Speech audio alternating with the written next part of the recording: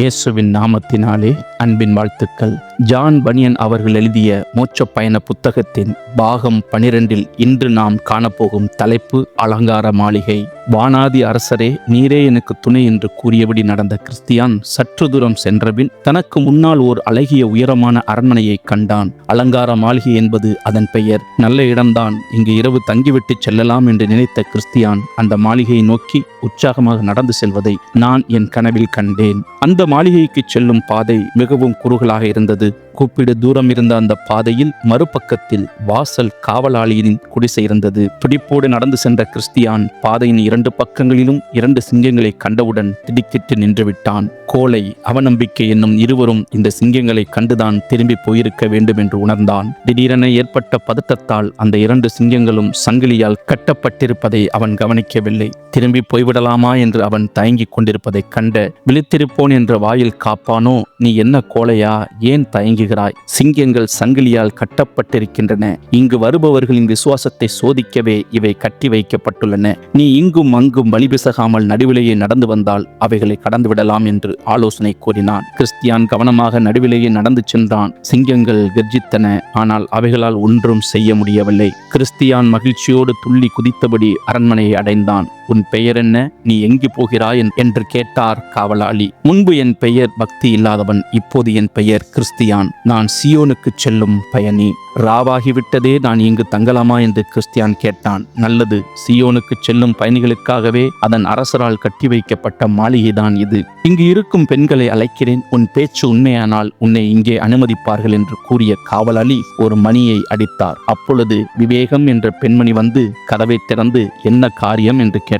கிறிஸ்தியான் தன் பயணத்தை பற்றி விவரித்து சொன்னான். சியோனுக்கு செல்லும் பயணிகள் ஓய்வெடுக்கவே இந்த அரண்மனை கட்டப்பட்டுள்ளது என்று கேள்விப்பட்டேன். இரவு நான் இங்கே தங்கி செல்லலாமா அம்மா என்று கேட்டான் கிறிஸ்தியான். சரி, இங்கேயே இரும், நான் என் தோழிகளை அழைத்து வருகிறேன் என்று கூறிய விவேகம் உள் அறையினுள் சென்று முன் யோசனை, பக்தி, கருணை என்று அழைத்தது. கிறிஸ்தியானுக்கு கேட்டது. அவர்கள் மூவரும் வெளியே வந்தார்கள். கர்த்தரால் ஆசீர்வதிக்கப்பட்டவரே, உள்ளே வாரும் என்று அவர்கள் அழைத்தார்கள். உள்ளே சென்றவுடன் அவன் தாகம் தீர பானம் கொடுத்தார்கள். இரவு உணவு இன்னும் ஆயத்தமாகாதபடியால் அவர்கள் அமர்ந்து உரையாடினார்கள். கிறிஸ்தியான் தனது பயண அனுபவங்களை விளக்கமாக எடுத்துச் சொன்னான். தான் பல தடைகளை தாண்டி வருவதற்கு கடவுளின் கிருபைதான் தனக்கு உதவியது என்பதையும், மேலும் தனக்கு உதவி செய்த நற்செய்தியாளர் மற்றும் விளக்கம் கூறுபவர் பற்றியும் விரிவாகச் சொன்னான். தான் சுமந்து வந்த பாரச் சுமையை பற்றியும் கூறினான். வழியில் ஏதேனும் காட்சி கண்டீரா என்று பக்தி கேட்டாள். சிறு குன்றின் உச்சியில் சிலுவை ஒன்றை கண்டேன். என்ன ஆச்சரியம்! சிலுவையை கண்டவுடன் அத்தனை காலமும் என்னை துன்புறுத்தி வந்த என் முதுகுச் சுமை அறுந்து விழுந்தது. பிரகாசமான ஆடை தரித்த மூவர் என் முன்னே தோன்றி எனக்கு புதிய ஆடைகளை தந்து இதோ இந்த சுருளையும் கொடுத்தனர் என்று கூறி இடுப்பில் இருந்த அந்த சுருளை எடுத்து அவர்களுக்கு காட்டினான். அப்பொழுது விவேகம் கிறிஸ்தியானிடம், எப்போதாவது உன் வீட்டாரை பற்றி எண்ணம் வருவதுண்டா என்று கேட்டாள். ஆம், எப்போதாவது என் வீட்டையும் ஊரையும் குறித்து நினைப்பேன். அப்போது மனம் கலங்கும். ஆனாலும் நான் திரும்பிச் செல்ல விரும்பவில்லை. நித்திய பேரின்பத்தை நாடியல்லவா நான் செல்கிறேன் என்று தழுதழுத்த குரலில் கிறிஸ்தியான் கூறினான். உம்முடைய பழைய குணங்கள் சிலவற்றையும் கூடவே கொண்டு வந்திருப்பீர் அல்லவா என்று கேட்டாள் விவேகம். உண்மைதான் அம்மா, எனக்கு விருப்பமில்லாவிட்டாலும் சில குணங்கள் என்னுடனே தங்கிவிட்டன.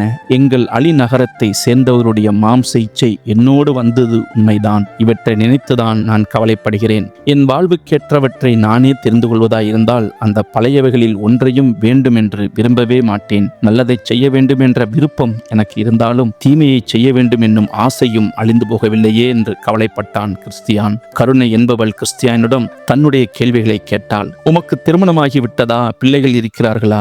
ஆமம்மா, எனக்கு மனைவியும் 4 பிள்ளைகளும் இருக்கிறார்கள். அவர்களும் என்னுடன் வந்திருந்தால் எவ்வளவு நலமாய் இருந்திருக்கும். ஆனால் நான் மோட்சத்தை நோக்கி பயணம் புறப்படுவதை அவர்களுக்கு பிடிக்கவில்லை. இந்த நகரம் அழிந்து போகும், நீங்களும் வாருங்கள் என்று எத்தனையோ முறை வற்புறுத்தியும் அவர்கள் வரவில்லை. கடைசியில் அவர்கள் என்னை பைத்தியக்காரன் என்றே முடிவு கட்டிவிட்டார்கள் அம்மா என்றான் கிறிஸ்தியான். ஆண்டவரை நோக்கி இதற்காக நீங்கள் ஜெபித்ததுண்டா என்று கருணை கேட்டாள். பல முறை ஜெபித்திருக்கிறேன். ஏனென்றால் என் மனைவியும் பிள்ளைகளும் என்னிடம் அவ்வளவு அன்பு வைத்திருந்தார்கள் என்பதை நான் மறந்துவிடவில்லையே என்று துயரப்பட்டான் கிறிஸ்தியான். என் மனைவி உலக உறவுகளை விட்டுவிடுவதற்கு பயப்பட்டால், பிள்ளைகளோ சிற்றின்பங்களில் ஆசை கொண்டிருந்தார்கள்.